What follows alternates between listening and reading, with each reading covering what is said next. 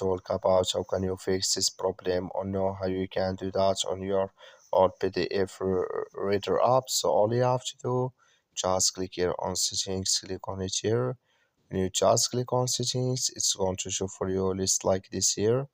Then you go down, just keep going down, then you click here on apps. Come to apps list here, and there you're looking for our PDF reader app, or just click on search. Then here add all PDF reader app is going to show for you like this. Click on it. So then it's going to take you to this list. Click here on first stop, then you click on OK.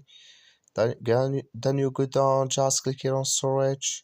Come to storage list here, just click here on clear cache. Then all you have to do, so you just go to your Play Store, click on it here. Then here you search for PDF reader app. It's going to show for you like this. You will find here updates, click on it, and it's going to work with you. That's all you have to do. Thank you for watching. Don't forget to support us by liking, subscribing.